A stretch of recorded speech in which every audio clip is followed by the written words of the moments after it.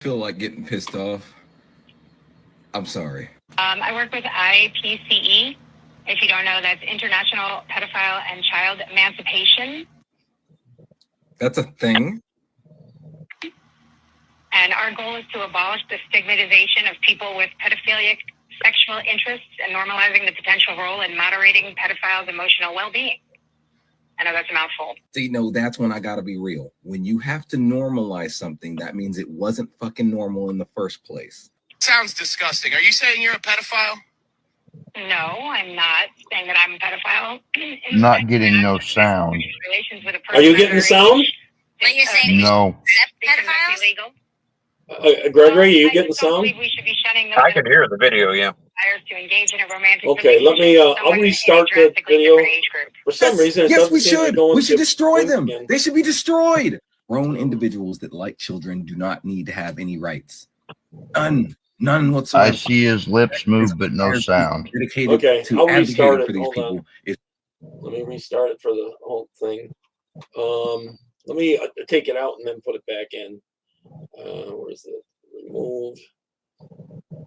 And you know, if you see a play See, button, I can't hear Gregory either. You can't hear Try- Gregory either? Why don't you No. try? if there's Can you a hear play me? button, I if hear there's a you play loud button, and clear. yeah. Perfect. Why don't you try exiting and coming back in? Then, Yeah. and I'll restart. All right. All right. I'll exit. And come back in. Yes, Yeah, sir. sometimes you can't hear if you don't tap on that play button. Oh, that might be a tune. He can't hear us right now. He's not there. I'm gonna wait for him to pop back in. I'll change the screen here in the meantime. I don't know why I was having. It might be on his end because he's using that software to try to disguise who he is in that. There he is. Can you hear us now? I hear you. Can you hear me? Now I hear you, Gregory. All right. I hope you're having a wonderful day. Yes, I have been. I've been playing around near Washington, D.C. He's just there. All right, I'm gonna start it again if you guys are ready. Here we go. Here we go. if you didn't feel like getting pissed off, I'm sorry. I work with IPCE. If you don't know, that's International Pedophile and Child Emancipation. That's a thing. And our goal is to abolish the stigmatization of people with pedophilic sexual interests and normalizing the potential role in moderating pedophiles' emotional well-being. I know that's a mouthful. See, no, that's when I gotta be real. When you have to normalize something, that means it wasn't fucking normal in the first place. Sounds disgusting. Are you saying you're a pedophile? No, I'm not saying that I'm a pedophile in the sense that I've never had sexual relations with a person underage. But you're saying we should accept pedophiles? Well, I just don't believe we should be shunning those in our community that have desires to engage in a romantic relationship with someone in a drastically different age group. Yes, we should. We should destroy them. They should be destroyed. Grown individuals that like children do not need to have any rights. None whatsoever. The fact that there's an entire group dedicated to advocating for these people is ridiculous. Needs to be shut down. But listen, in Nigeria, the age of consent is 11. It's 14 in other countries like Brazil, Colombia. If we're taking if we're taking a month as a country to showcase our pride for other communities of sexual exploration, then I think we should add the letter P, which is just as important as the L, G, B, and T.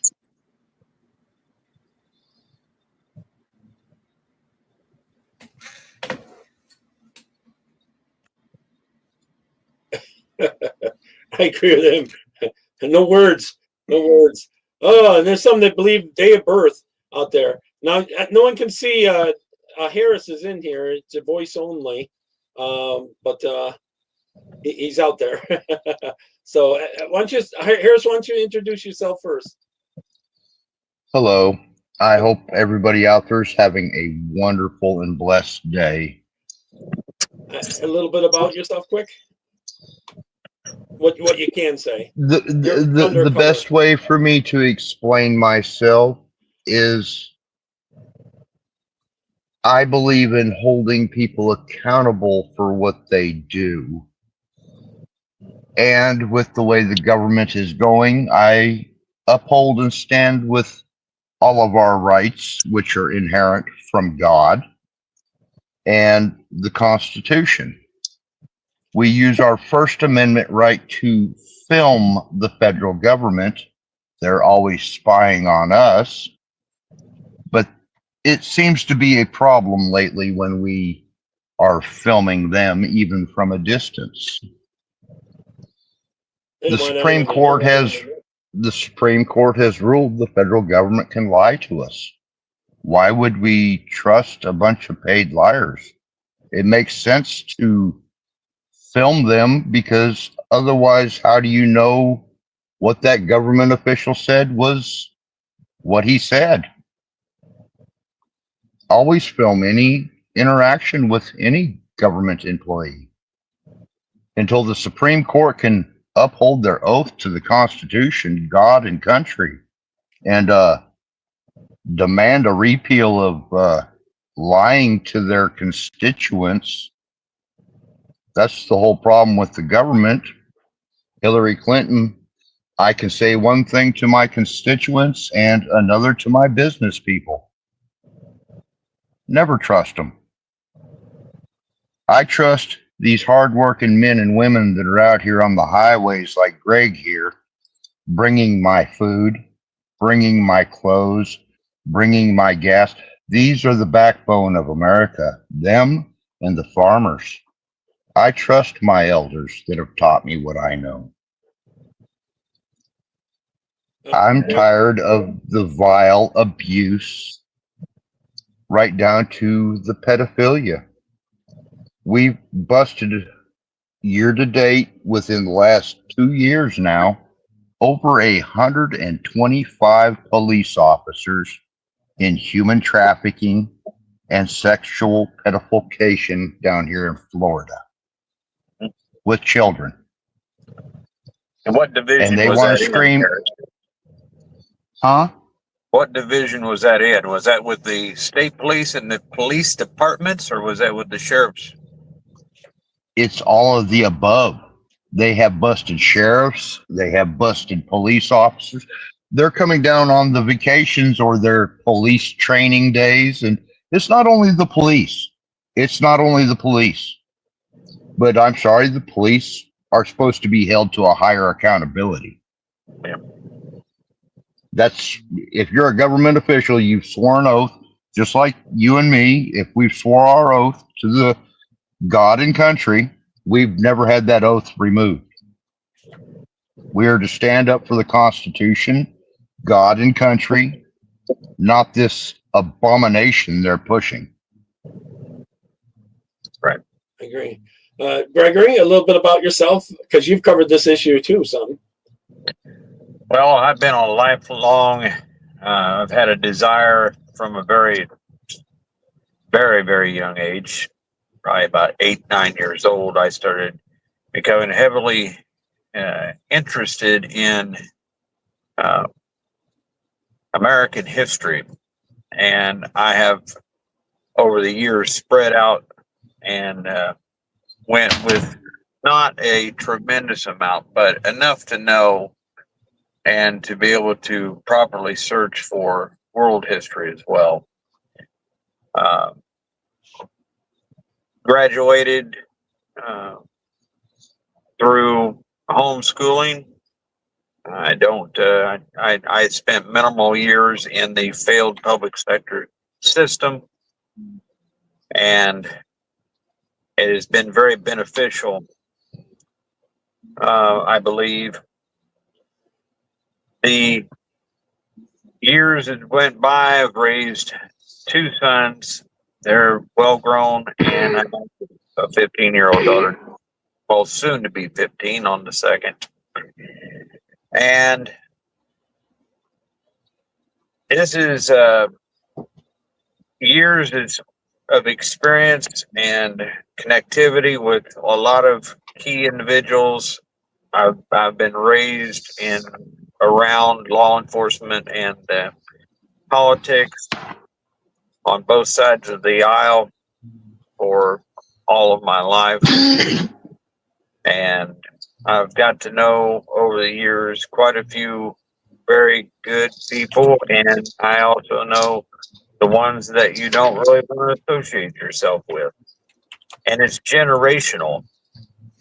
Many of these individuals that are in government and that are in the generational class, as I call it, the John Sununus and the rest of them that are affiliated with the same name or the family member, a son or daughter, a husband or wife,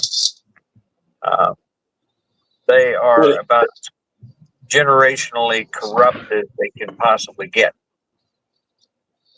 And they portray themselves as being noteworthy and trustworthy, and they're nothing of the sort. And I come from a very knowledgeable background on being able to study people and their actions, look at their history, look at what some of these individuals that are in legislative office branches that have been in charge of supposedly supposed to be writing laws on behalf of the benefit of their constituency. But apparently it falls short very often, if not all the time. And it's infuriating, especially when I see that the history of my home state, my state that I was born and raised in most of my life, in Indiana, there's a reason why that the state of Indiana is the founding state in the United States of socialism. And it is heavy, and it is very heavy, right next door to the still yet founded communist organization for India, for the United States, for the communist creed up in Chicagoland. We've got a festering now, and it's starting to implode. And over these years that I've been speaking out, and the gift that Jason Shepard has been able to give me without being restrained or restricted or silenced in being able to speak my mind and to hand over my piece of thought to others to make them understand is that we talk about these individuals, and I'll get off of this momentarily here. We talk about these individuals that swear to uphold the oath that they take.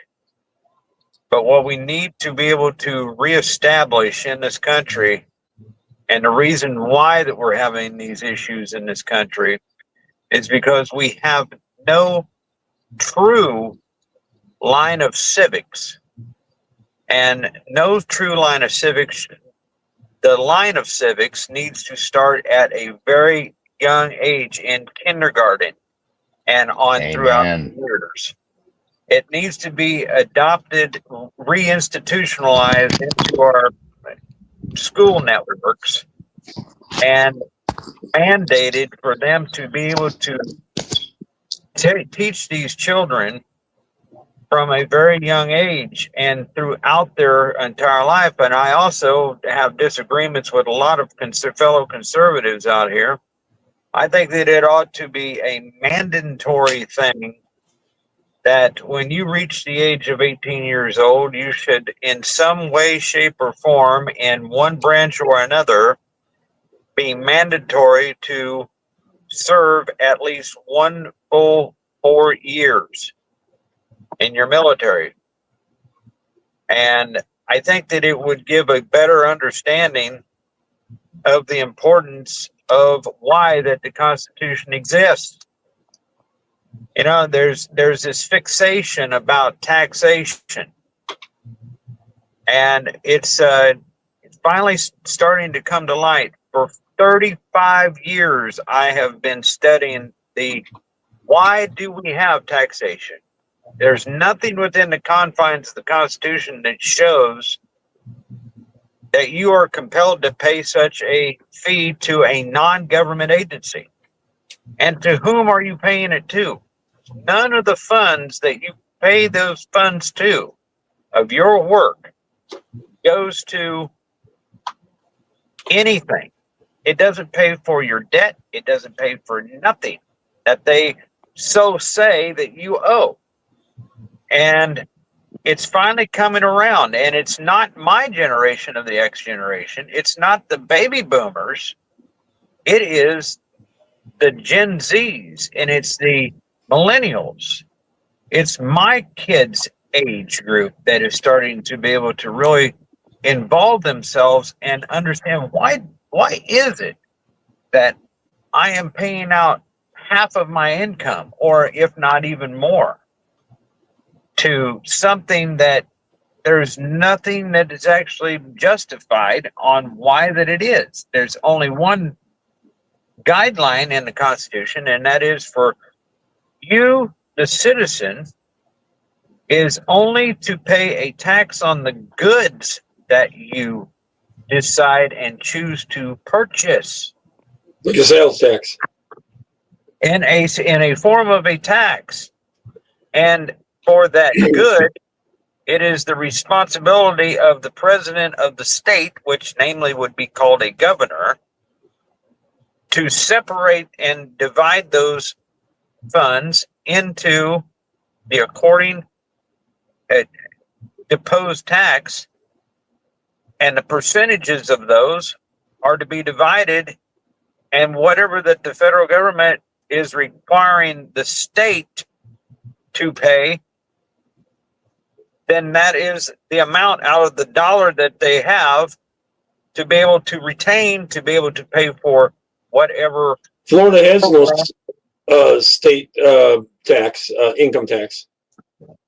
Right. Well, your more states should do it. Yeah, I mean, you can eliminate the state income tax, and you can go to a county and city tax and eliminate the rest of it, all of it.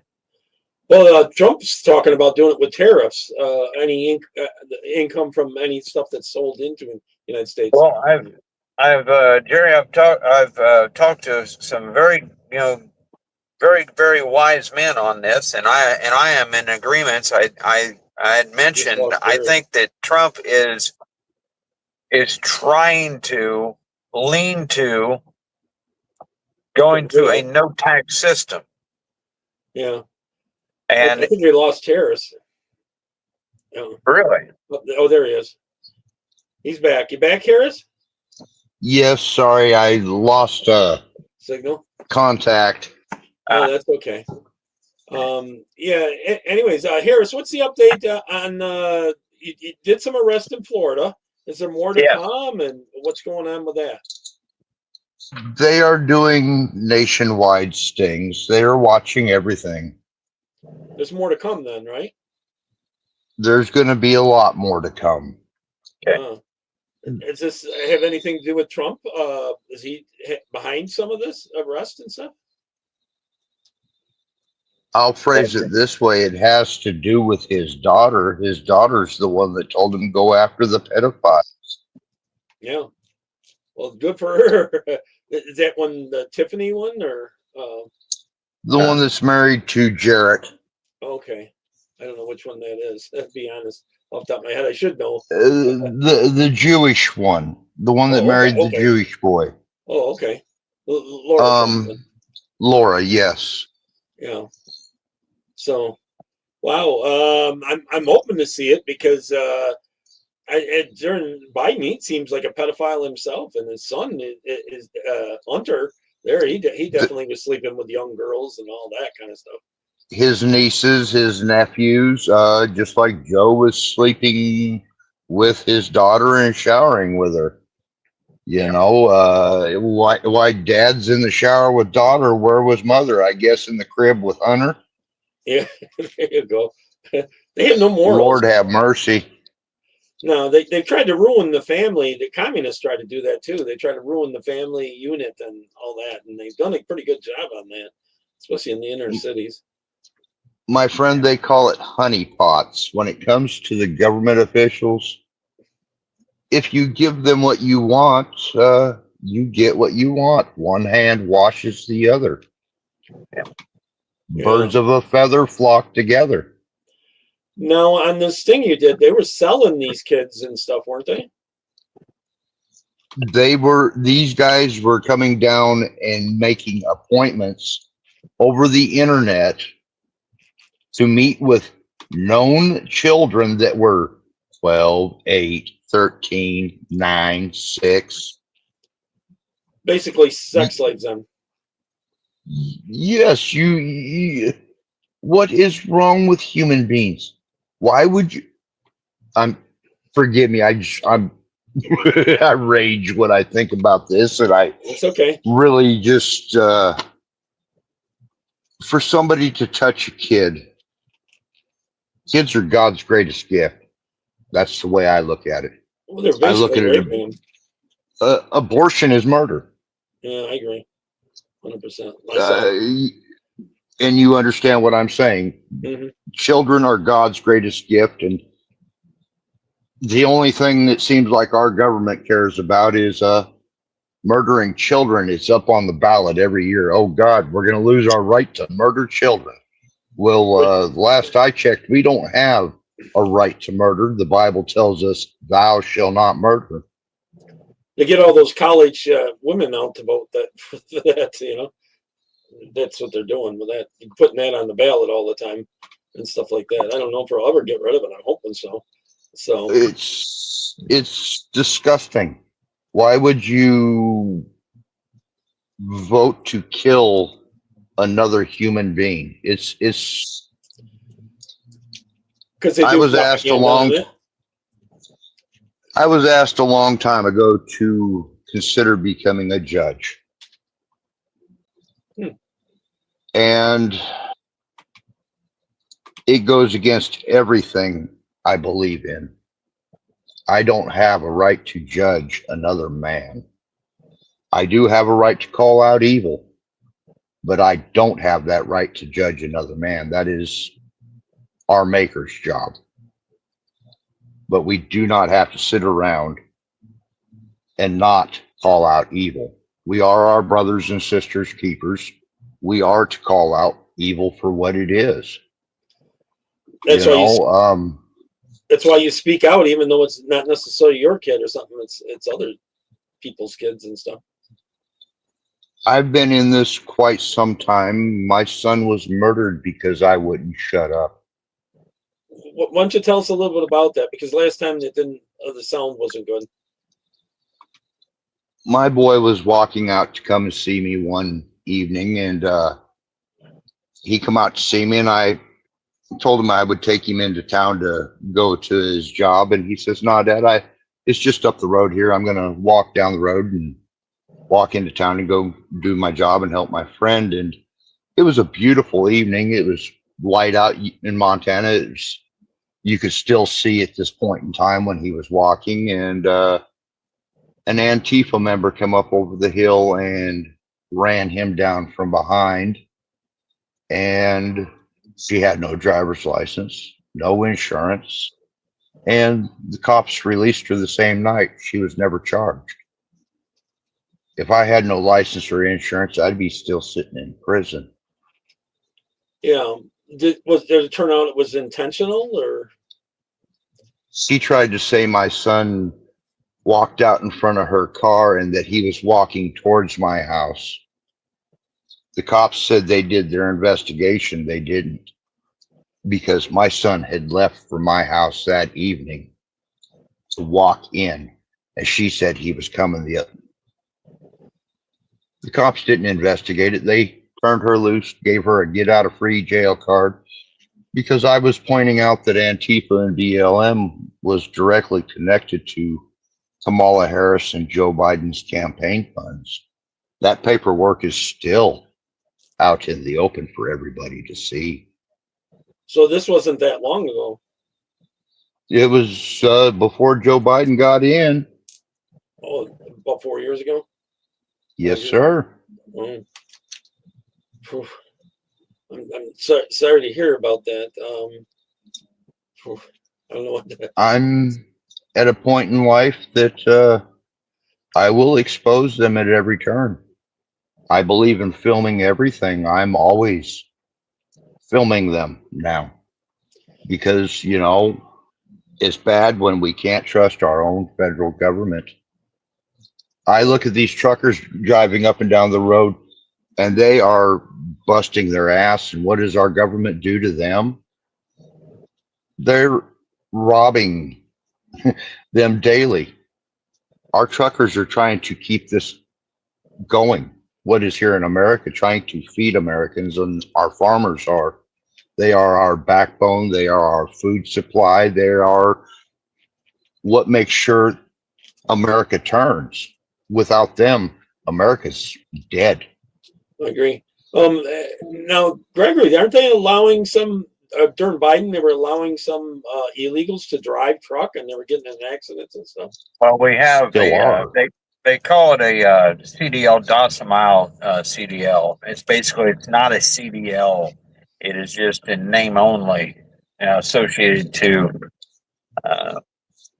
registry and in a private sector in the federal system, and they are not required to. They're not legal citizens. They're illegal aliens. They have no insurance. They have no registration whatsoever. And these trucking companies are hiring these individuals for an undisclosed amount of money for however much that they get paid. And, we have state drivers associations across this country, and Arkansas is one of the largest ones that support these illegal aliens to operate these commercial motor vehicles, and it needs to cease. It should be an absolute, seizure of these individuals. Should be extracted out of these vehicles and deported immediately.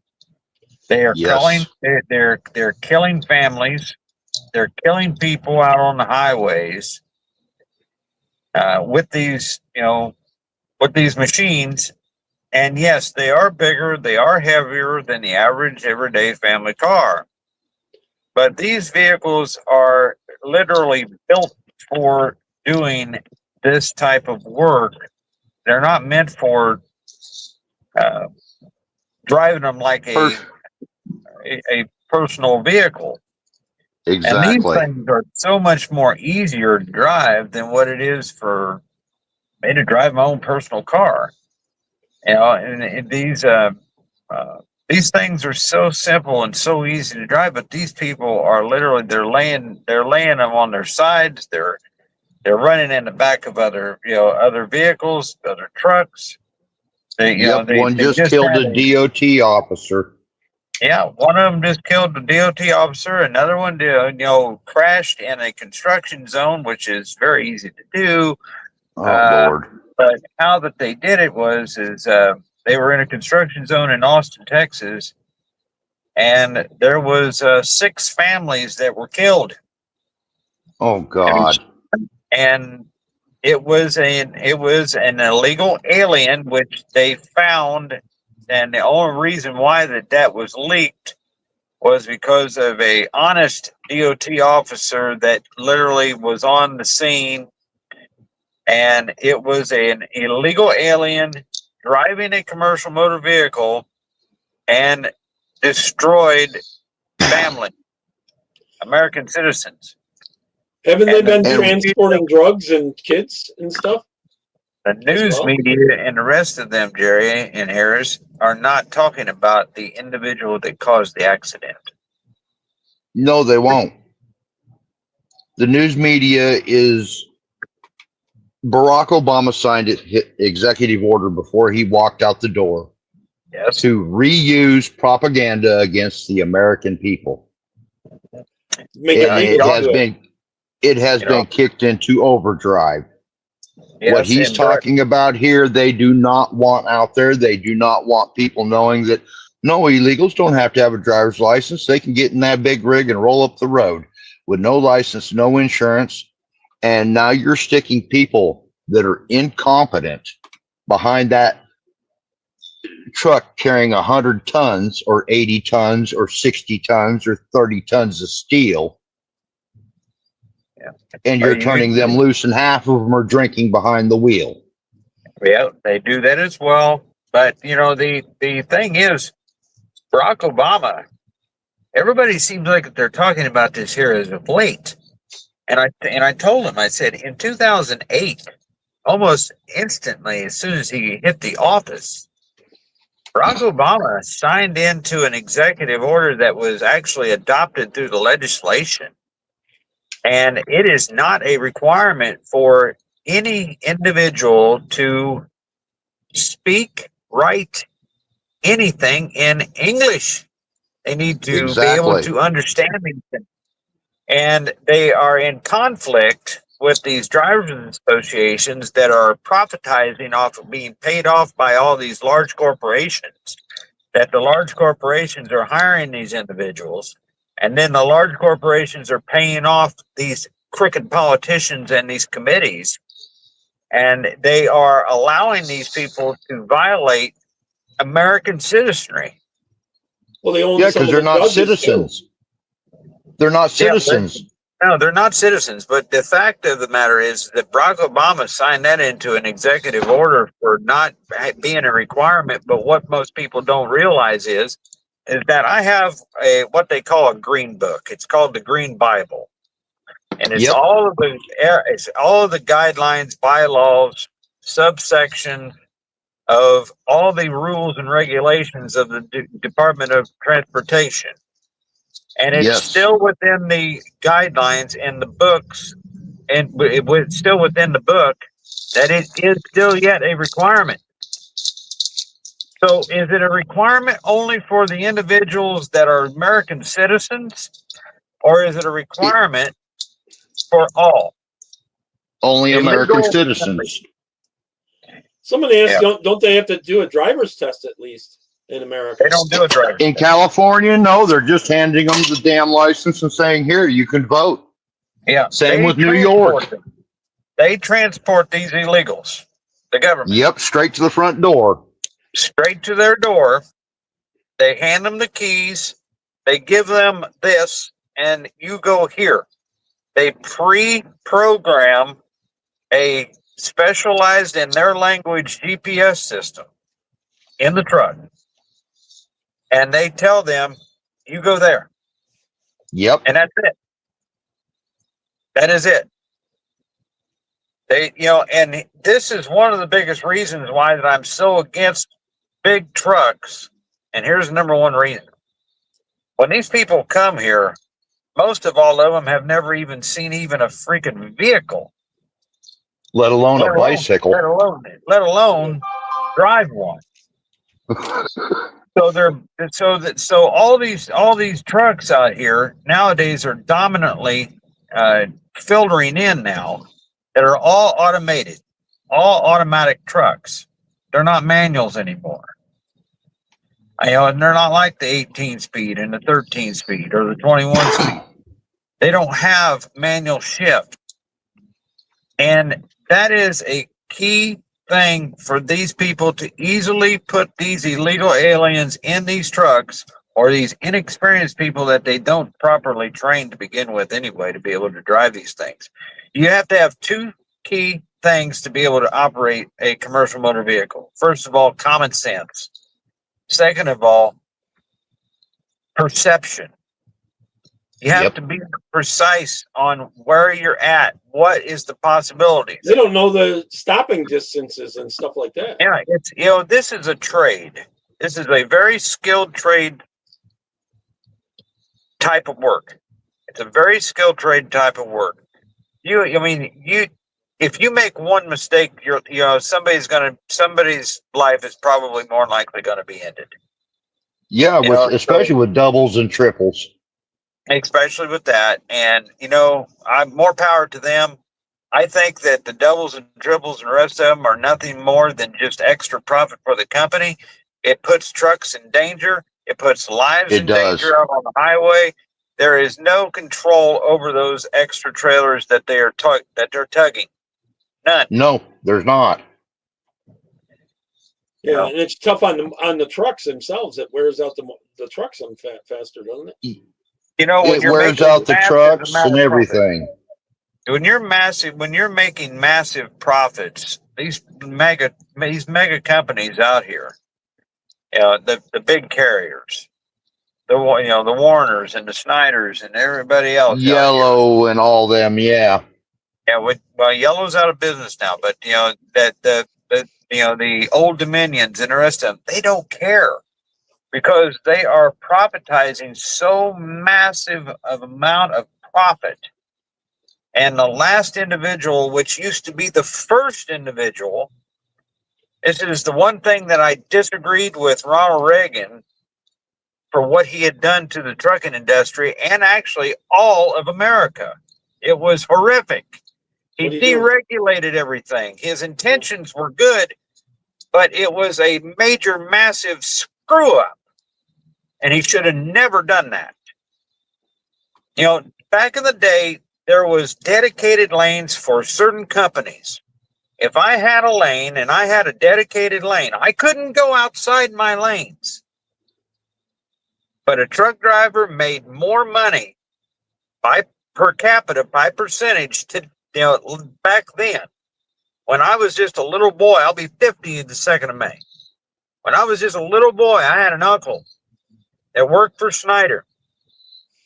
By percentage, I make 7 cents more on the mile than what he did back in 1974. And that's ridiculous. Yes, it's ridiculous. That's how it's flipped on its head ever since Reagan screwed this whole system up. And that was his only fault that I see. And it's not because of my involvement with the transportation. It's just a mere fact that for whatever reason, his intentions, he should have been advised much more properly to say, look, we can't do this way. We can deregulate the lane factor. But when it comes to the factor is that now that you've got a backdoor way of all these mega companies creating their own insurance companies, they're creating their own brokerage companies in-house, and then they're contracting this freight out to drivers who are making that money for them. And when they say, well, we'll give you this much, when they really are actually still in an extra 40 to 60% of profit to the company and the broker, which I'm fine. I'm a capitalist. But the fact is that when your truck is barely being able to make any type of profit, or to a point to where you got to make a decision whether or not that you're going to lose money to be able to get to another location 400, 500, 600, 800 miles away, to be able to try to make a profit on the next load, there's an issue that I have with that. There ought to be legislation, factual and legalized registry to prove that the rate com that you are sending me, the contract, that company, that more than likely is in-house, even outside, you ought to be held and charged federally, violating the law when you are creating or lying about what the rate com actually is. That is a legal federal tendered contract. Every load has a bill of lading. A bill of lading. And they need to quit fixing the prices. My brother used to have trouble with collecting sometimes because he'd do a load way, and then he'd have a hard time collecting. You have trouble with that? Well, there's the other He's thing an too independent. there's another thing that I have a massive issue with. You've got these land sharks that I call them now. They call them a factoring company, RTS, and the rest of them. They're all corrupt. They're all corrupt. So a factoring company is that they will actually pay you what you agreed with the company or the broker that you were working with for a load. And then they want to have this extra, they change it, and then they want you, instead of being a non-recourse, then they want to be a recourse. So if that broker skips out at any point in time within the duration of time, normally it's about 28 days to be able to pay out a load from these brokers. So what happens is that the factoring company that you pay a percentage of each load to will demand you to pay them the full amount back because they are not being responsible as what's supposed to be a factoring company. And that company is responsible. They're the ones that take the risk of not being paid by the brokers and the trucking companies. That they double broker out too, which is also, by the way, illegal. And we call them ghost loads back in the day. If I've got a company that I'm hauling a load for, and it's supposed to be under a different name and a different company, but that trucking company didn't send their driver or didn't send their company truck there to go pick up that load, and then they're telling me that when I show up there, even though that I've got the names on the side of my truck and my trailer, to tell them that it's that company and don't tell them that it's you, that's deceitful. And you're pulling somebody else's load. You don't have any idea what you're getting yourself into. If you are actually pulled in and inspecting the rest of it, and they find out that you're hauling somebody's freight and you don't have the registry to that bill of lading, you're going to go directly to jail. Yeah. It's illegal. Illegal. And it happens all the time, guys. All the time. And they all say, do not pass it'll go. never happen to me. It'll never happen to me. Well, I'm going to tell you something. I know the law, and I try my best to be able to abide by the law, and that's illegal, and I'm not doing it. Oh. So Harris, now some of these kids were taken in other countries. Can they go back to these other countries and get people arrested there with what you're working on, Harris? From my understanding, the people that are working with the other countries and stuff, like Peru and where other kids have disappeared from down there, President Trump and his people are trying to get all those children back together so we can get them back with their families. Yeah, Nessy was asking about the Kurdish kids, if she would be willing to help get them back together with their families. She's from there.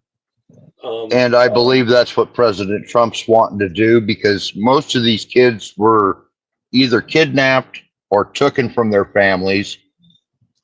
It's just like they don't want to talk about CPS here in America. CPS, we have more children go missing from American CPS than it's disgusting. The Child Protective Services are corrupt as hell. They are in bed with these globalists. They're in bed with all of these these child trafficking cartels, the drug cartels, and they're all in bed with one another. I have had massive experience with that in good detail with a lot of my friends that are within the private investigations. They all lead back to, all of them had led themselves back to Child Protective Services. Well, how did these Child Protective Services get involved?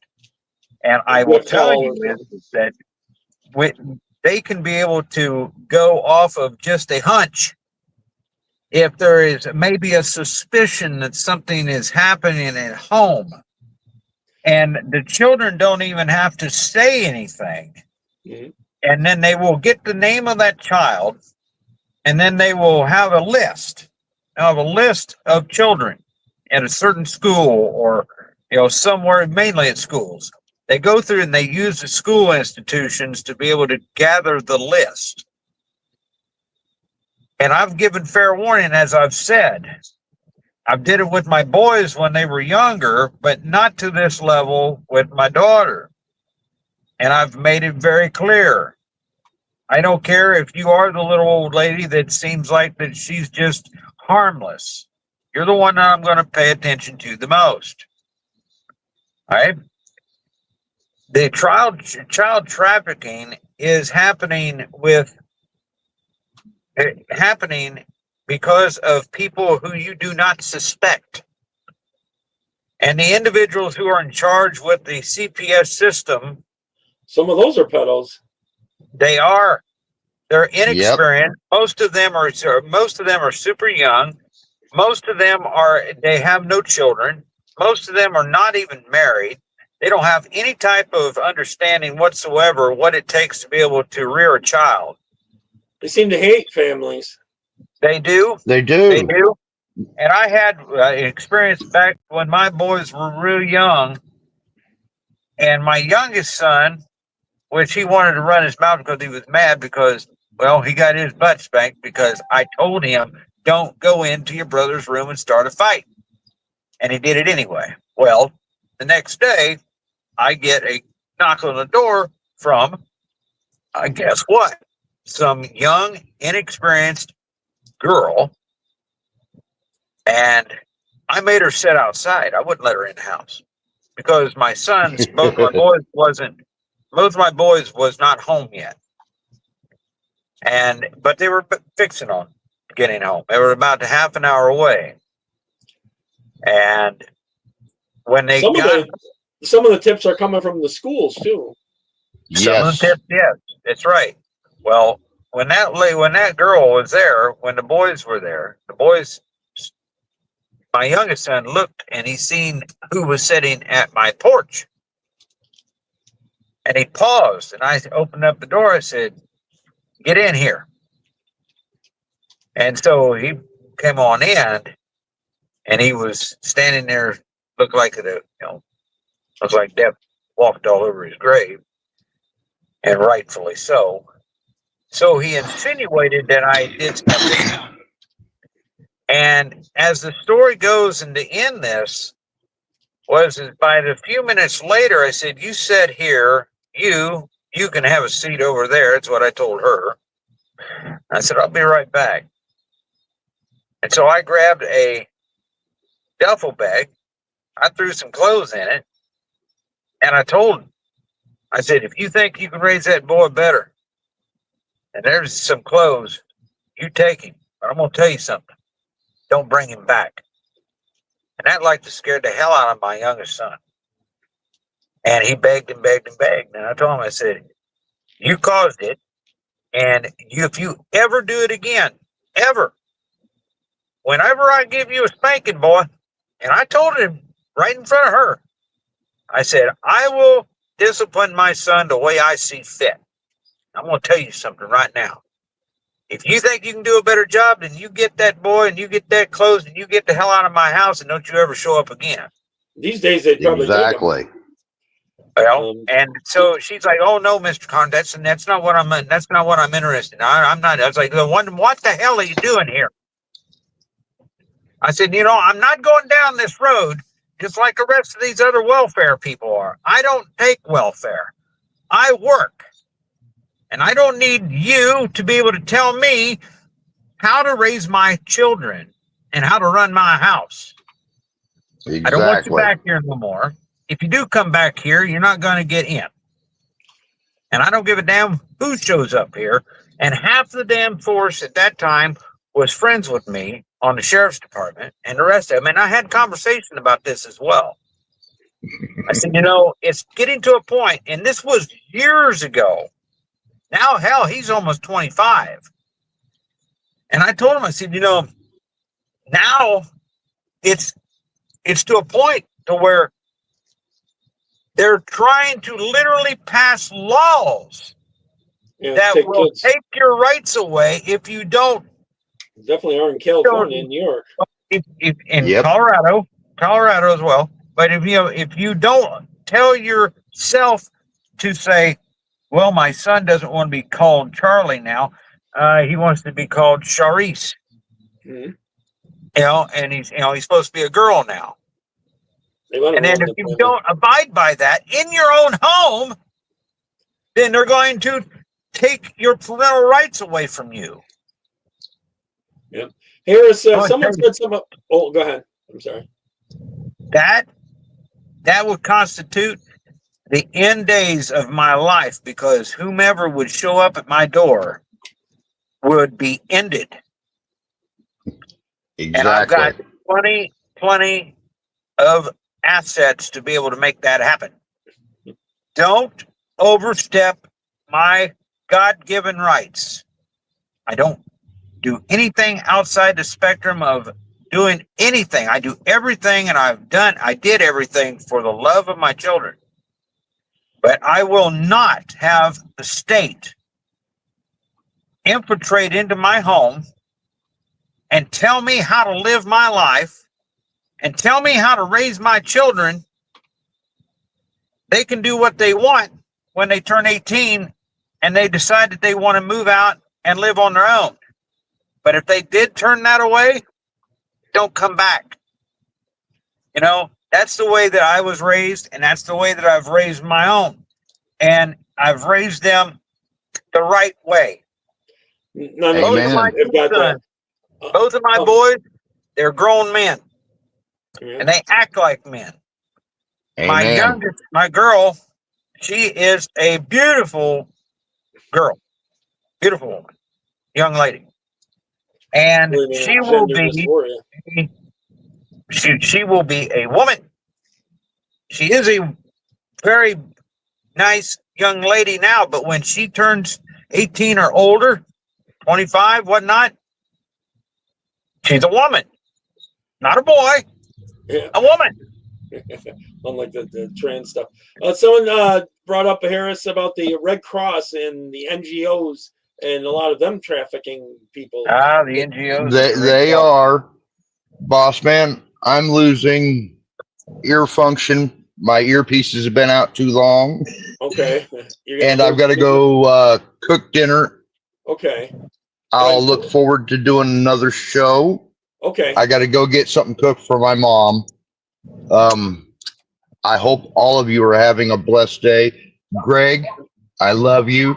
Keep standing up for God and country. And I'm proud to call you a friend, because guess what? You raised your boys right. You're a damn good, honest man. And if the government don't like it, they can kiss all of our asses, because I look at it the same way you do. I salute all of you. Love you, my brothers and sisters. Be careful and have a wonderful evening. Appreciate it, Harris. You have a good night. Yeah. Thank you. Our government's full of pedophiles. Thanks. Yes, it is, Jerry. Mm-hmm. Love you. Yep. Take care. Yeah, the pedophilia starts at starts with your lowest tiered and your lowest levels in your counties, in your cities, and at the state level, because it's local, and then it's all networked. Your pedophilia, your cartels, these massive scaled elitist, which they're not elite whatsoever. There's nothing elite about so-called elitists.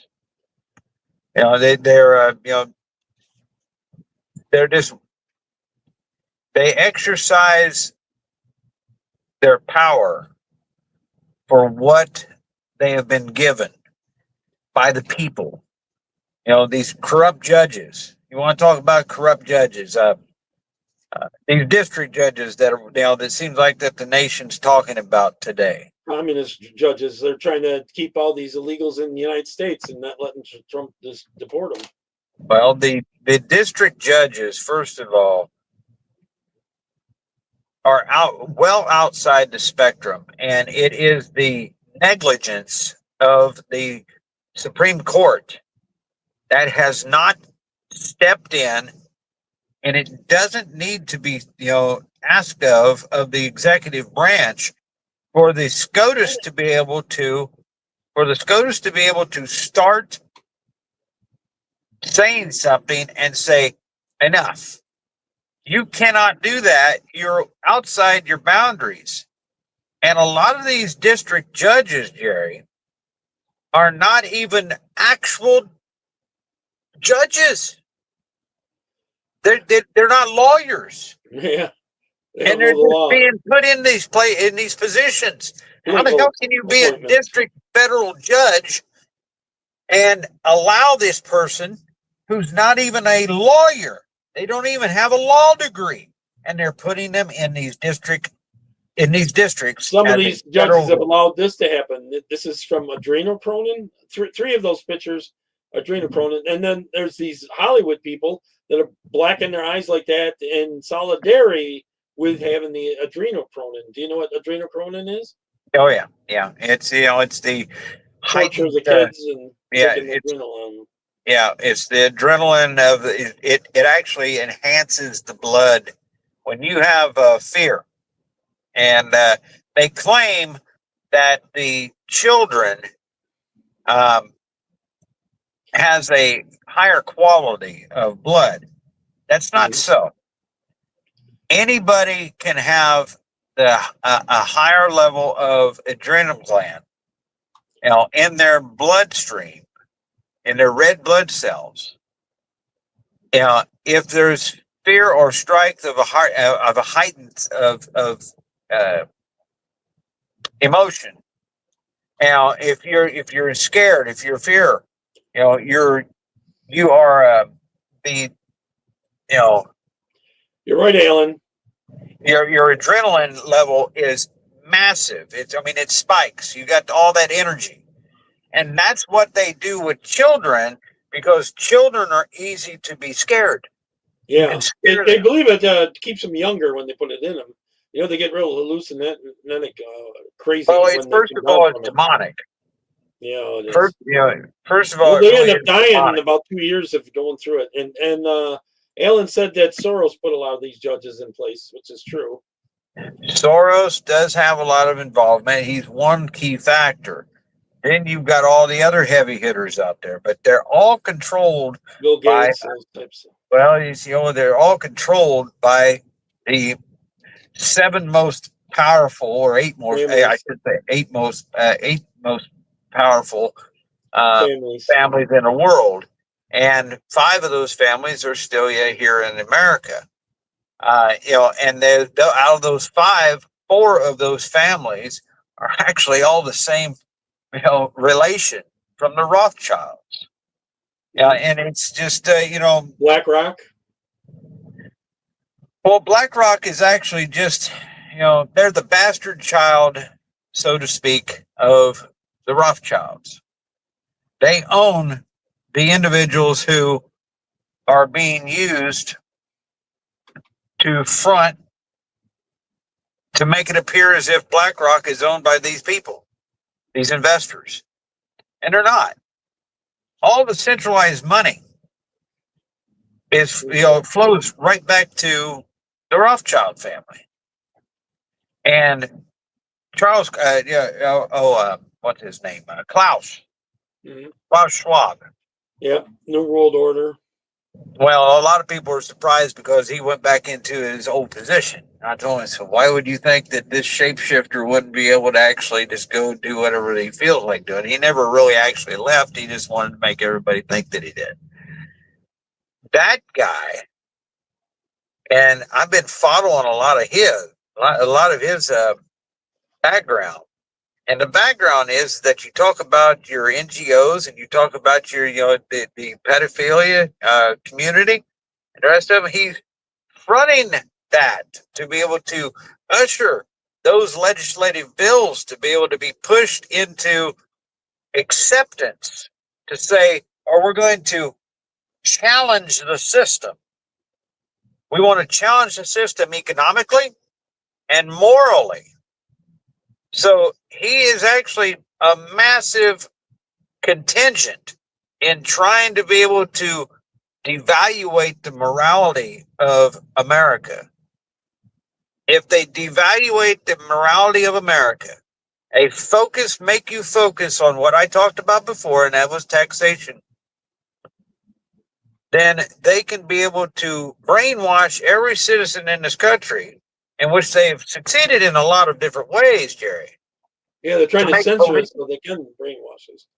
they can, they can, yeah, but they don't want to talk. They don't want to mention nothing about why is it not in our Constitution. And you're literally, they're telling you, no, it's not in the Constitution. They're but, lying. And I was like, I'm thinking, okay, so you're telling me that it is. I'm telling you that it's not, and I'm showing proof that it isn't. But yet you're still demanding me to pay you the service or pay you the fee for it. At what point does that make any sense? And the ways that they do it, and that is people just do I don't, it's just the way that it is. No, it's not just the way that it is. It's either you are or you're not. One of the two. You can't have both. You just can't have both. It's like telling a lie and telling the truth at the same time. How in the world can you possibly do that? Mm-hmm. You can't. I don't know. The government's pretty good at lying. I'll tell you that. Look at the China virus jab. Well, Russian gate. Yeah, Russiagate. Paid actors from the Clintons, and it's just not. People should not just focus upon Bill and Hillary Clinton.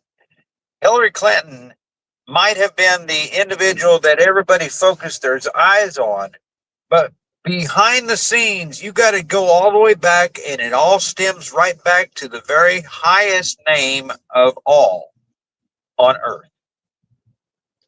And that's the Rothschilds. Yeah. They don't care about money. Money is meaningless to them. They want power. Yeah, they want control over telling you at any given time, you have to give up this because we own it anyway. Yeah. You'll own nothing and they'll be happy. That's what, that is the famous quotation of the founding father of, not us.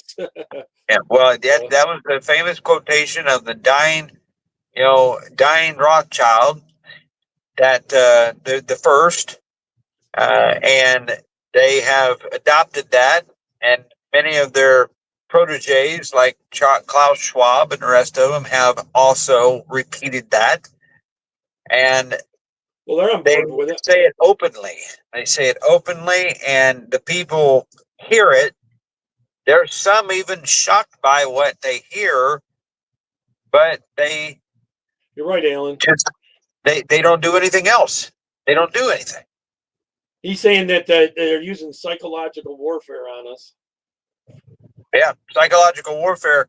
If they could fixate, take a gander at your radio. If you listen to your radio, if you have satellite XM, or if you're on social media or whatever, look at the nonstop ads or commercials that you hear about taxes. It's taxes. That every 8 minutes, you got a commercial coming on about taxes.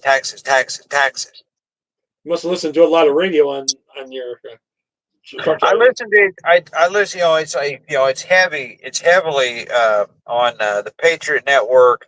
It's heavy on the Fox News. There's there's just almost every channel. 230 different channel stations. And it's just nonstop. And I even called up Sirius XM and I told him, I said, look, I'll pay you an extra $10 a month if you could just eliminate all that nonsense. That's why they don't want you to end the tax code, because they make a lot of money, the tax people, and doing that. You can pretty much get rid of most of the IRS too. Where does the tax lawyers and all that go? Huh? Where does the funds, with the accumulated funds, where does the funds go? If you have $36 million, yeah, if you accumulate approximately $36 to $48 million an hour, paid to the IRS by the citizenry, that's the accumulative actual amounts per capita per hour of what the IRS accumulates on an hourly basis, 36 to 48 million an hour. Had you seen the debt clock? See the debt clock on that. That's also a contribution of paid debt to the Fed through the IRS system. Well, it also costs you a lot of money keeping all those records, because you have to do taxes on all your road mileage, your fuel taxes, all that kind of stuff, don't you? Yeah, I mean, we've got systems now to be able to actually calculate that by computerization now. But but back in the day, my brother had to do it all by hand. It was a real pain.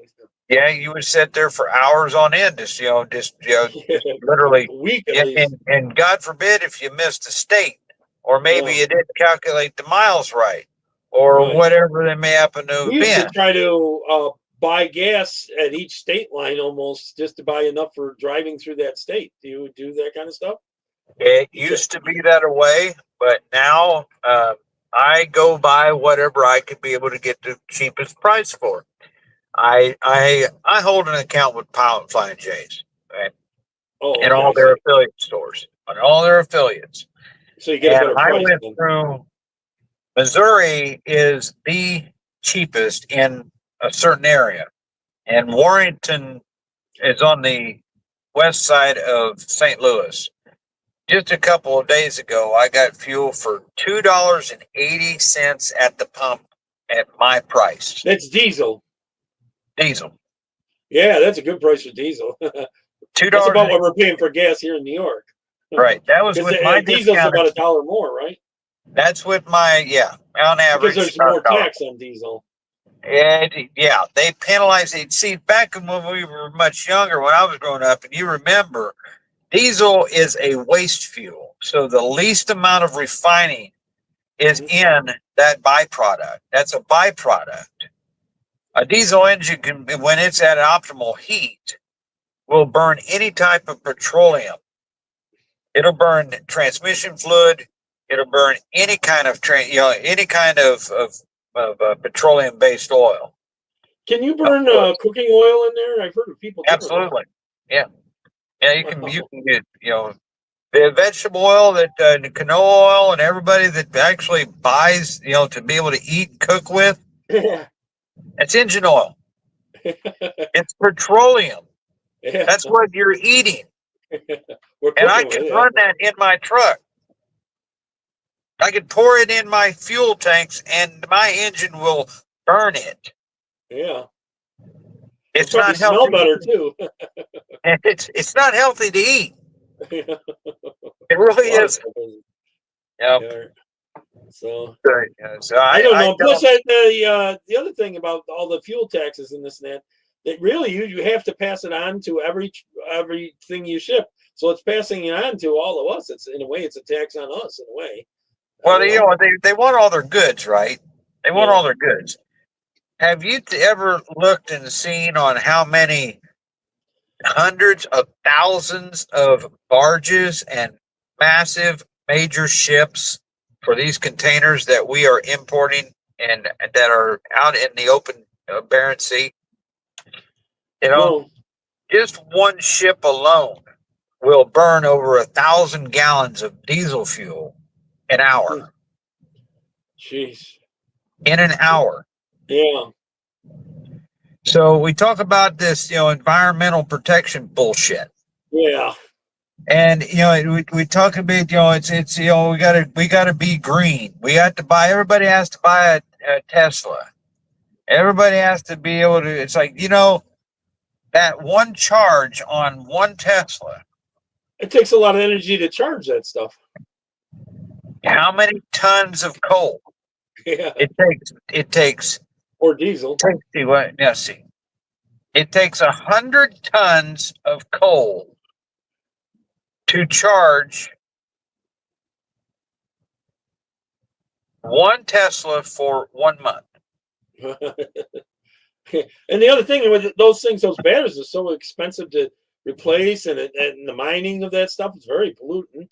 Yeah, mining for the lithium. And many of the cobalt and the rest of them that they claim that they have to put in these batteries, it's all nonsense. They don't. There's a company right now that has created a battery cell that has no cobalt and is a double lithium ion battery. Was it made out of lithium then, or not? It's made out of lithium, and then they have iridium in it.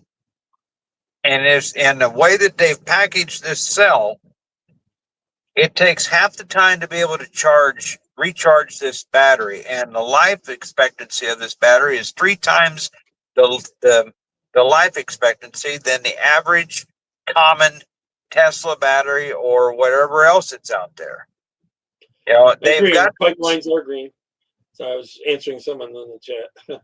So, but when is it going to be this? Are they going to be silenced, or will they be allowed to be able to produce? If Trump has anything to do with it, and he hears about it, perhaps maybe it'll happen.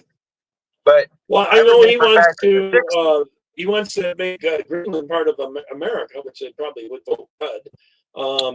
If he wanted that to happen, it'd happen. Well, that and the Panama Canal thing, but there's a lot of minerals up there. There's a lot of raw materials in Greenland. There are. Yeah. I think that's more strategic for geometric. Does the Panama Canal thing affect you? Now, if Trump is taking over Panama again and China won't be able to ship through there, will you be shipping coast to coast more? Or it will. No. What's happening is that what you'll see is that it's like your economy. What happens is that if the shipping yards go down, it's just like meat production for your cattle and in your meat industry. Right? They want to see bugs. You're going to have that ripple. So you're going to have the ripple effect. Okay. And we've already sustained a ripple effect because of that issue. I can tell you in the trucking industry, we already have experienced that. Because 2 weeks ago, 2.5 weeks, 3 weeks ago, I had taken a load back from Oregon, and it was going to Iowa, Illinois, and Michigan. I had 3 stops. And that load paid me about 30% more. Because of all the stops? Well, no, it wasn't about the stops. It was about the actual going rate. Because these rates, they fluctuate. And when the economy is really good, and it was trending up before the tariffs actually kicked in, and then the ripple effect of that, the load that I just brought back and delivered in Virginia from Oregon paid me 30% less. And that's how the market fluctuates up and down. That's the only way you can make money is find backloads. there and back. You know. I waited for almost 4 days to be able to actually find the best paying load that I possibly could. I will not move this truck unless I make profit. Oh, so you don't ever go? What do you call that? Deadhead or? I will What's the name? deadhead I will deadhead as far as it takes if it makes me money. Oh, okay. If I don't make money on a load, I will not haul their freight. I will not haul freight for them and pay them to be able to do it. Mm. And that's what a lot of these individuals will expect. And then they act as if they are, they're doing you a favor. Doing me a favor for what? You're not paying me what I'm needing to be able to make a profit and to operate this truck. And I'm not going to haul your freight for you unless you give me what I need to get. I know you got it in it because the product that you're wanting me to haul, I know for a fact is at least 3, 4, maybe even up to $1 million in content. Mm. So when you're hauling load that is valued at that much, those brokerage firms are getting paid $15,000, $18,000, $20,000, $25,000. No, this is one load. this is like 70s, late 70s, early 80s. He was booking it all himself by phone and stuff like that. He didn't have a brokerage thing. Do you do it that way, or do you have an agent that gets them for you? When he was doing it, he was dealing direct with the company to be able to haul their freight. All the individual ones, especially like you would get like cabbage to go out to some area, and then he'd pick up another load, then go to another state, and then to another state, and then come back. Because he bounce dealt around. with he didn't deal with these sharks. Mm-hmm. Because all the brokerage firms are nothing but a farce. Right? They make too much money off from it, don't they? They're the mob. That's all they are. The mobsters own all of the load, so they make the deal with the people who are wanting to ship their freight. Right? Then why can't they find you connection loads if they got all this connections of being able to do this? Because a company, when they want, instead of them doing all the work, they call out of convenience to these brokerage firms. And then they make the deal with the brokerage firm, and then they say, well, if you can find somebody. Why can't the brokerage firm find you loads from here to there to there to there and then get you back? Well, a brokerage firm can do that if they're willing to be able to do that. But there are some of them that will. Okay. I've had several guys, at certain brokerage companies that are the broker that you talk to are not employees per se in all cases. They contract with the brokerage firm. So they're actually getting a small percentage, just like the drivers are. And the brokerage, the brokerage firm is actually making all the money. And and when you're dealing with these, this corruption of trucking companies that are owning their own brokerage offices, and that are they're lying. They can keep you out from getting loads in too. They can, yeah. I mean, pretty much. I mean, if they're, they can take all the loads. Well, that's what their end goal is, and that is to be able to, if they destroyed the way that they want to do AB 47 and the rest of them out in California and the rest of them, if they want to destroy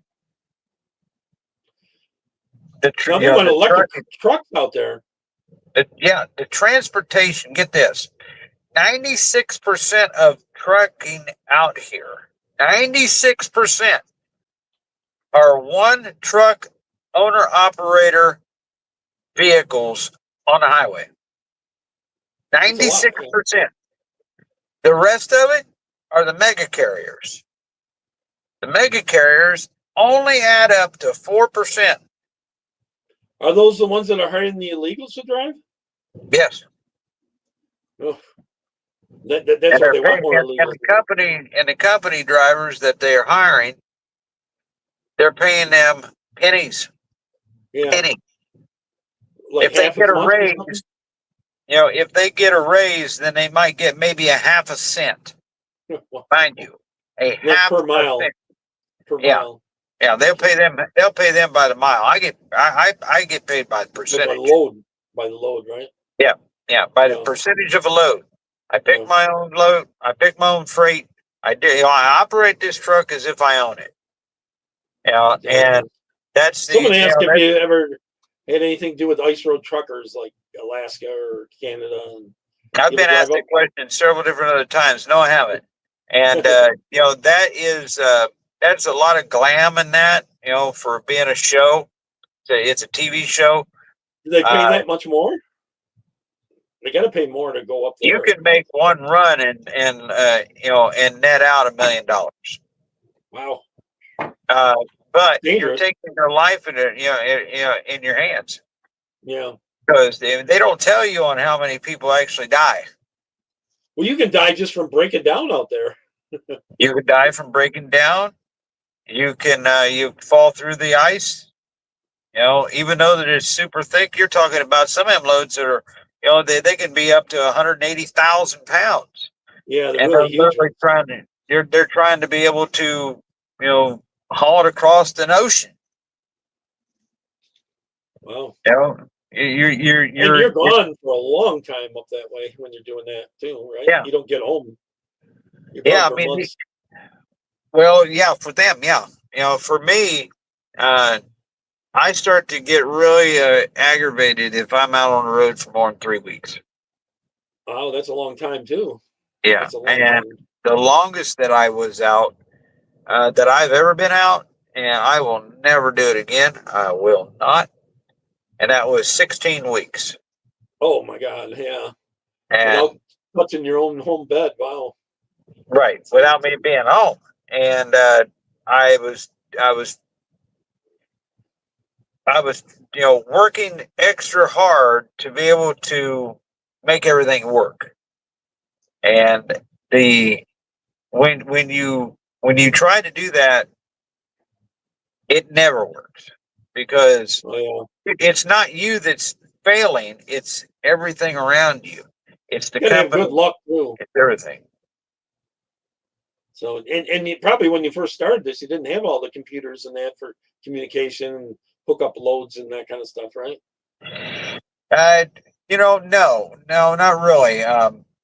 I started driving truck when you ran paper law, and you know, so it wasn't about all the hurry and the hustle and bustle, uh, and you know, like it is today. And what a lot of people, even at these receivers and shippers, and what if people would just have some understanding. The trucking industry is the most heaviest regulated industry in the world. In the world, it's obscene. It's absurd that Mm-hmm. it is that regulated. It does not matter if I am to be shut down like I am right now for 10 hours. What am I doing right now? Mm-hmm. You know, and these drivers, like myself, for whatever hours of sleep or rest that I do end up getting, Yeah. I'm going to go to work as soon as as soon as my regulation is over. You know, and it's my duty and responsibility to be able to operate this truck safely, regardless, even if I don't feel as rested as what I should be. Yeah. Right? I find it hard to But, sleep in those conditions, especially at first. Takes a while to get used to it, right? well, it takes a lot. You know, they claim that it's you shorten your lifespan because you drive these trucks. I don't believe that at all. You know, Well, if that it was the doesn't case, the roads put a beating on you. The bouncing and a lot of the roads are bad. no, I know I mean, but Pennsylvania fixes their roads at night, but if you're going through some of those states, they're fixing them during the day, and the traffic can be insane. yeah, I mean, if you're driving a, a truck that is rough then you're going to be rough. If you're driving a good truck, then you don't have that. It almost rides just no differently than your regular Yeah. passenger. Yeah. Well, now they got air stuff and air seats and air Suspension, yeah. air suspension. They didn't have that back in '73 and stuff. Yeah, it's like there's the next truck that I think that I'm going. If I still am in trucking, um, I still see that in the foretell future. Things can change. It seems like that I'm advancing a little bit more with my table company. I just don't do tables. I do a lot of other things pertaining to custom build. We're woodworking. Yeah, custom build woodworking. I've done that all my life. And I went to school for carpentry in the third year. I made china cabinets and tables and stuff. Right. I liked it. Kitchen cabinets, that kind of stuff. Yeah. But you can't do that too well on the when you get on the outside, because the mass production ones can crank them out a lot faster than you can build them yourself. So yeah, and it's like this. I just recently completed a 14 booth top, 9 freestanding tables, 2 farm benches, construction and install for a newly renovated, almost 50-year establishment now. probably what you should have been doing instead of truck driving, probably. Well, I've always wanted to do that. I've always loved doing it, and I have a certain way that my desire of whatever I do make, that I want them to be generational. I want them to be heirlooms, and I love all wood. I don't like I don't like synthetic. I want everything to be real, and I think that it is. A lot of the furniture you see now is veneered, and it's all fake. Yeah, it's all fake. You can buy that touch. Particle You can board buy on the that inside. China. Yeah, Yeah. You can buy it for it super won't last cheap. as long. You're going to get a few years out of it, and then that's going to be about it. If you move it once, if you take, God forbid, if you take it apart, you try to put it back together, it never goes back the same. Yeah, the kit ones. Yeah, because it's all particle board and plastic. Yeah, and if it gets wet, forget it. That's it. You're done with that. Yeah, so. I got a lady that just approached me not too long ago. I made a delivery nearby at the headquarters of Cummins Corporation for engines and Cummins engines in Columbus, Indiana. I live about 25 miles away from there, and she asked me out of the blue. She says, "Do you make kitchen cabinetry?" I said, And I said, I've never made it, but it doesn't seem like that it's something now. If you got a good table saw, miter boxes, all that kind of stuff, raider arm saw, you can do it. Yeah, I've got all that equipment. I've got all the equipment. But see, what my specialty is, my mainstay is specialty traditional farm tables, and and then a massive differences of modern, a modern day look, perhaps mixed in with the traditional, all wood traditional tops, and it's everything is everything is just literally done by hand, and so. I am expanding on that somewhat. I don't know how that it's going to be out there and get, to reach. It's just word of mouth, trying to be able to figure out a way on how to be able to spread the word. A lot of people do them, and there's a lot of great wood crafters out there. I want to say there's a lot of great wood crafters. But I do notice is that the majority of them don't like to just keep it simple. You can have a beautiful looking piece of any kind, but the extravagances. As I see, I was like, I see these live edge tables, and they've got epoxy, and they've got built-in lights in them, and everything else. And I'm thinking, oh my goodness, it's like, guys, people, you're getting 30, 40, maybe even $70,000 out of a piece. The normal average individual would take 3 years to be able to earn that type of money, let alone pay you, that type of money for a piece. I want to build something that people can be able to enjoy, love, take care of, and want their. What do you like working with? Mostly like maple or what wood? Indiana red oak is my most favorite. Is it a real hard one? It's an oak, so it's got to be hard. So that make it hard to stain. And I don't stain anything. Oh, okay. You just poly them then or something. Then. Yeah. If you're staining wood, it's fake. You want natural. You want that natural beauty to come out. Well, I've had some that put like cherry to make it dark. They want to make it dark. Doesn't get a dark cherry. Yeah, that's true. This was the thing that I talked to the owners of the restaurant, Sunshine Cafe in Seymour. We did a restaurant too. And I told you they were hard set on wanting me to stain the red oak. They want me to make it dark. I say, well, then might I suggest you make a different choice in. Well, over time, that oak will go darker, anyways. As it gets older. If you don't seal it, it will become darker, especially if you have it outside. Sunlight. Any kind of oak will literally decay being outside if it's not properly sealed, and it will bleach. The sun will bleach the actual pigmentation of the wood of red oak. I just remember some old tables, like not China tables, dining room tables.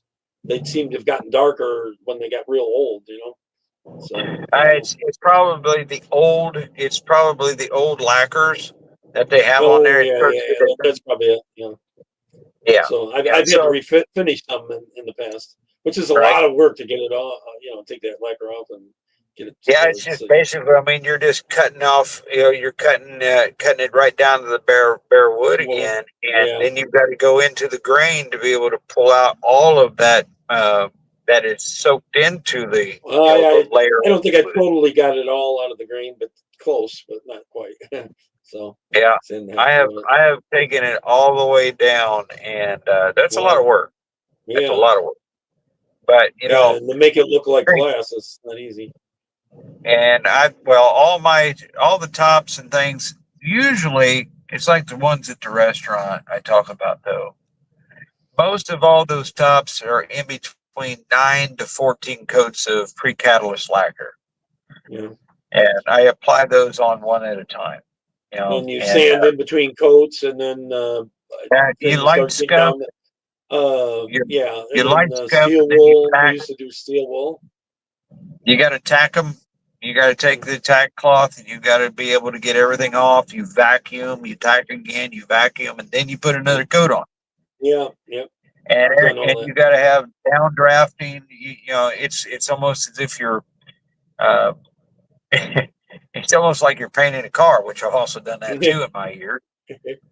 So you have to have downdraft, you have to have vacuums, you have to have everything, to be able to do it properly.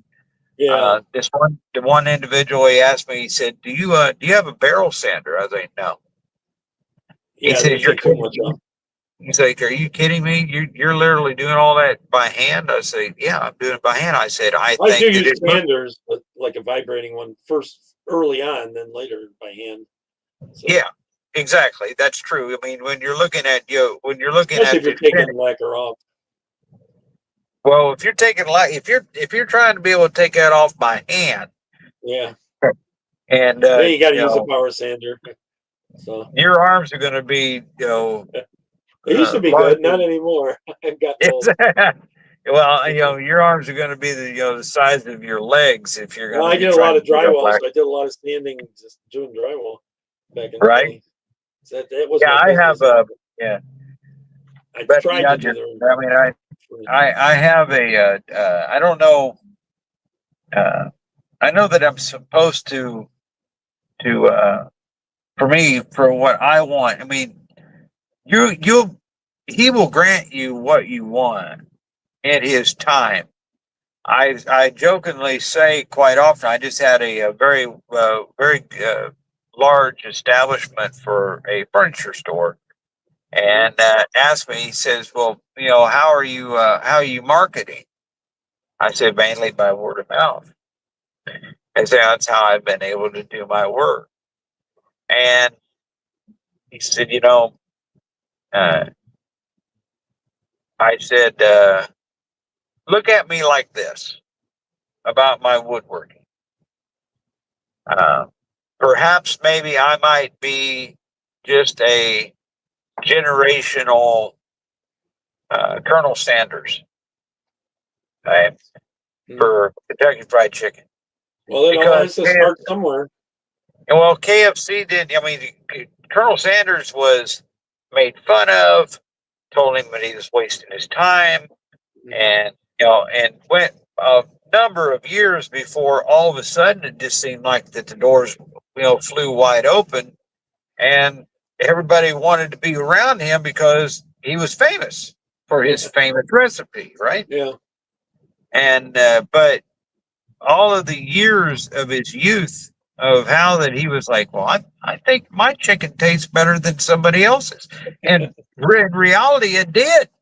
Yeah. But everybody said that he should just go back to his Kentucky farm and and deworm tobacco, you know. But and he didn't get to live much longer thereafter. But at least he's seen it become a success. Yeah. And in many regard, I kind of feel like that I understand where he was at in that point and in his life. Have you ever thought of Because retiring from trucking and doing the woodworking instead? I would do it. I would do it today. Or are If you old enough, close enough to retire and do that as a retirement thing? Like after 65. I'm going to do it probably till I'm no longer upon the earth. But Yeah. see, I want to, that's how much I love working with wood. Matter of fact, when I go home here tomorrow, I'll be. I've got to be in uh, Cleveland, Ohio, tomorrow morning, and then I'm leaving there, and then I'm going home from there out. But I'll probably get up So the you'd be next about morning. 6 hours from home? Well, Cleveland, I don't know where you are in Indiana. Cleveland to home is probably about 6 hours. Yeah, so I was guessing. See, I used to that's coach part of that. softball. We traveled a lot. That's part. Yeah, that's part of the. I've got like less than 8 hours to be able to get up to Cleveland from where I'm at now, and then I'm Okay. leaving immediately thereafter, and I'm going home. Am I You holding see you up? what? Huh? Am I holding you up from going there?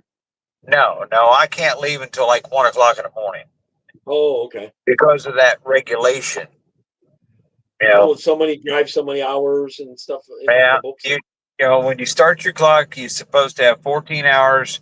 If you're under load, you're supposed to have you got 14 hours of time. By the time when you turn that clock on, you got 14 hours of time, and you can be able to drive and work.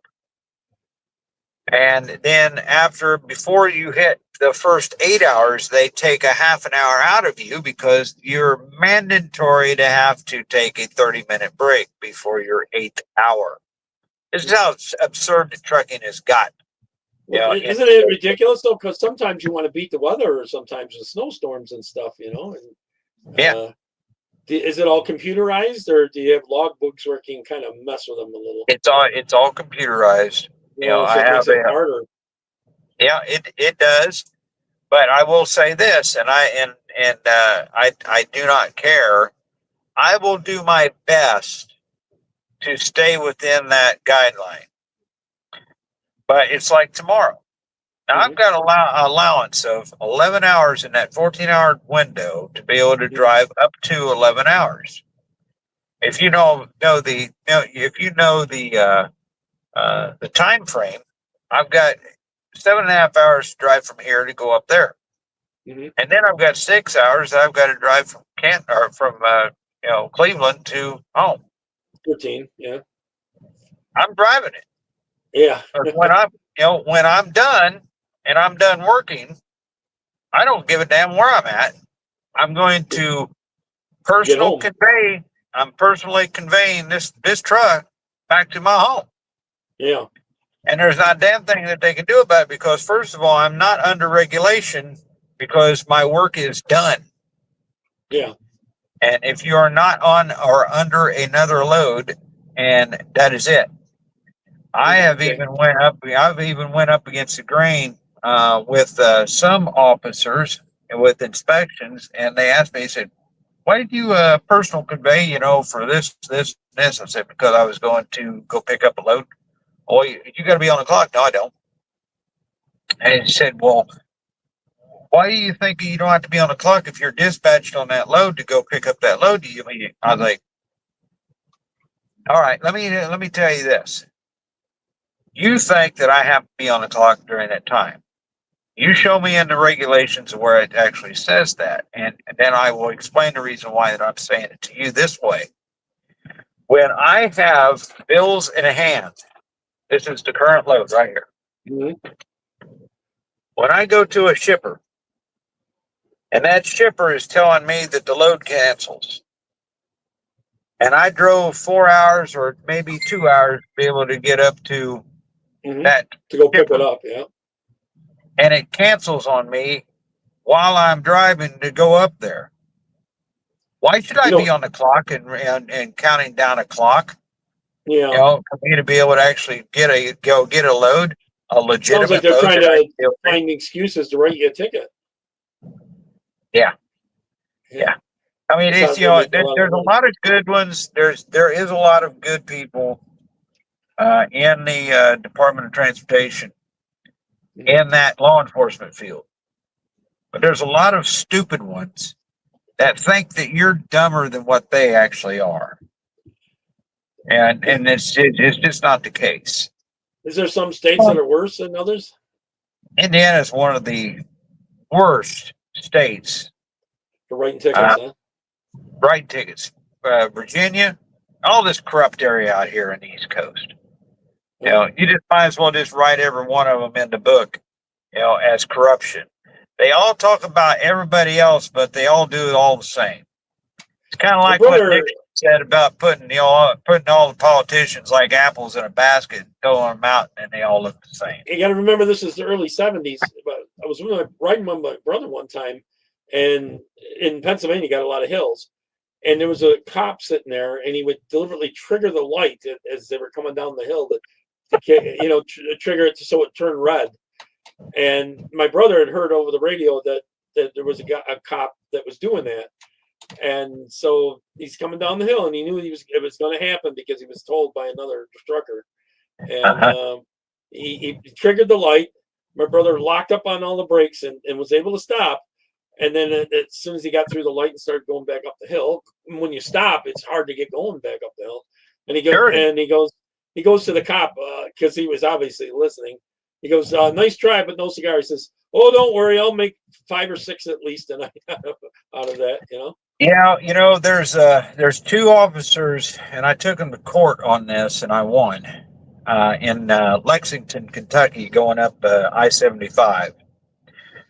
I had a flatbed that literally pulled out in front of me. I was almost at max 80,000 pounds, and I was probably rolling about 75 coming down the hill. Mm-hmm. And sometimes you need that speed to make it up the other hill. Right, that as well, but I don't have government trucks, and most of all these trucks are all government. Mm-hmm. Well, this driver knew that I was coming.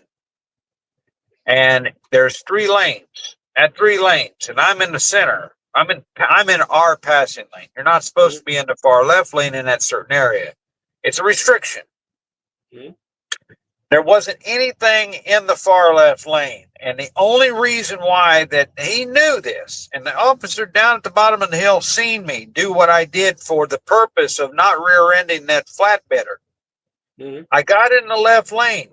I've got video cam in my truck, live feed video cam, Yeah, you record everything then. everything.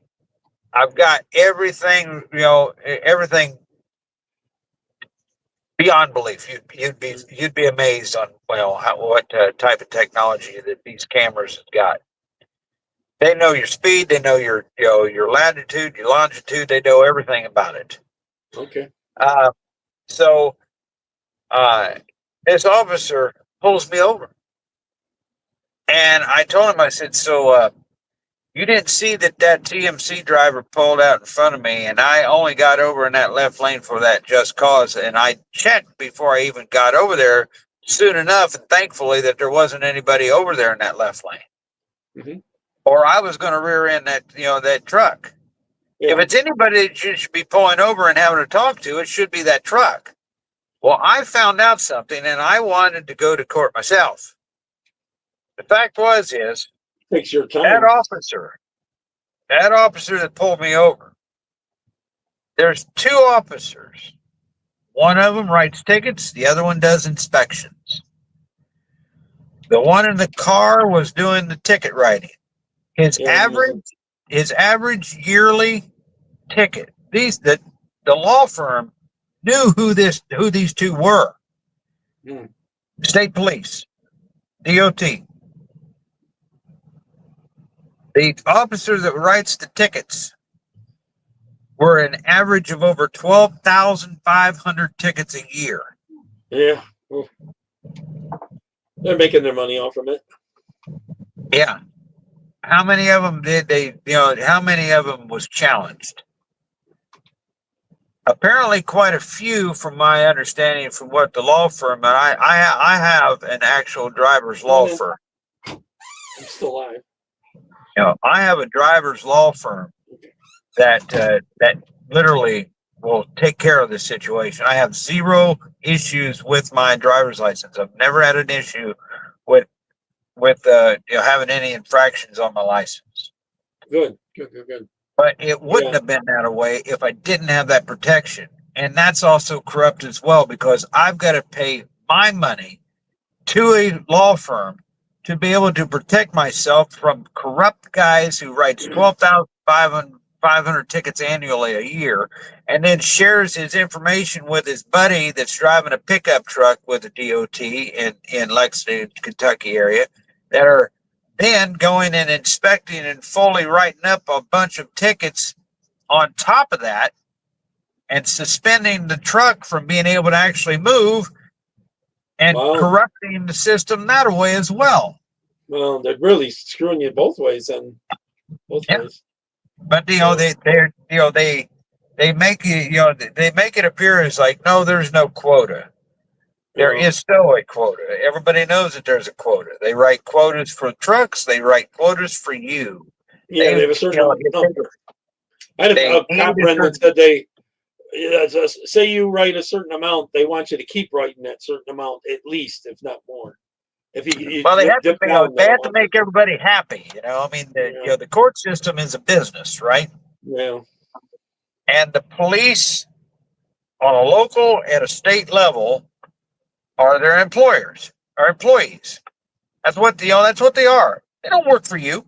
That's the reason why that I favor, and I try to tell and explain to everybody, if you have an issue, especially if you have an issue with a state trooper, or whether you have an issue with a local police officer, and you know that you're in the right, or you feel as if you're in threat of being detained illegally or whatever that it happened to be, call them up. You got your phone in your hand, more than likely.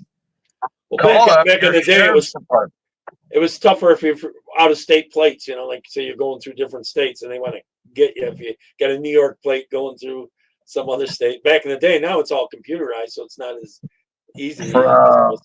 Well, the first 6 months that I transferred from Kokomo Transmission in Kokomo, Indiana to Belvedere Assembly up in Belvedere, Illinois, next to Rockford, Hmm. 2006.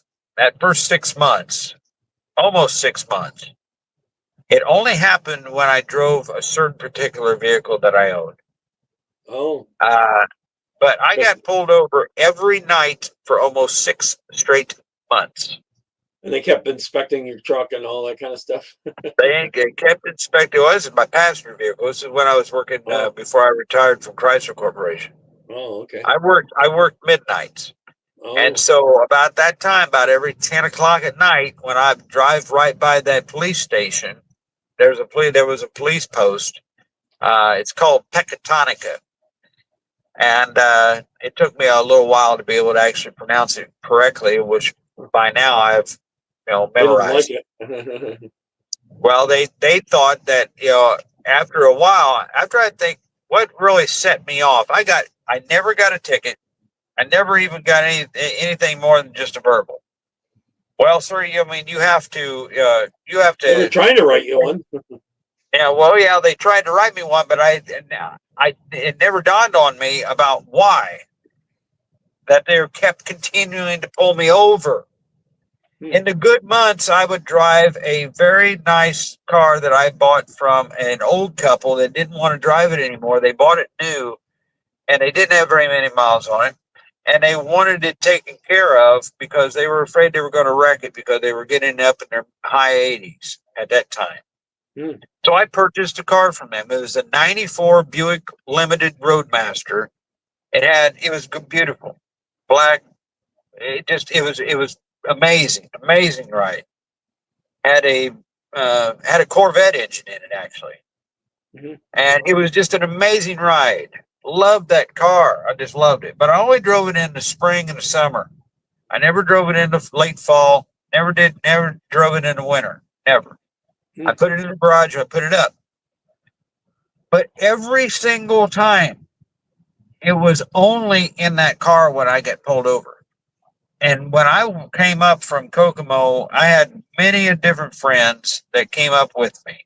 And one of my closest friends still is, his name is Clarence. Clarence is about a 435-pound, all muscle, used to be a linebacker for the Indianapolis Colts. Oh, okay. Huge man, big man. We call it tiny by short. 7'1". Wow. Actually, it's same. Yeah, he's the same height as Shaquille O'Neal, Shaq. 7'2". And he came over and he's got these great big hands, huge hands, about twice the size of my hand. And he put them over my shoulder, and he says, "What are you upset about?" I said, "Oh, I got pulled over again." He says, "You've been driving my car?" I said, "Your car?" I said, "You still want to buy that car, don't you?" And he did. He asked me all the time, "Can I buy a car?" I'm like, "No, I'm not right now." I was nice about it. And he says, "Boy, don't you know the reason why you're getting pulled over?" He said, "Let me ask you a question. Have you ever got pulled over in your Dodge?" No. Have you ever got pulled over in your Durango? No. Did you ever get pulled over in your minivan? No. He said, "Don't you realize you're driving a black man's car?" He thinks you're doing it because they thought you were black. They must have known. You're driving at night. You're driving with Indiana tags instead of Illinois tags. And they're profiling you. Every time when they would come up, they would shine that big light in my eyes. They'd shine that light in my window. Big bright light, right? Mag light. Yeah. And as soon as they seen me, they immediately would put it down. And their total, their attitude completely changed. What ticked me off that last time? What ticked me off that last time, Jerry, was the cop literally said this, and it ticked me off. At the time, Tony Stewart was running Home Depot. Okay.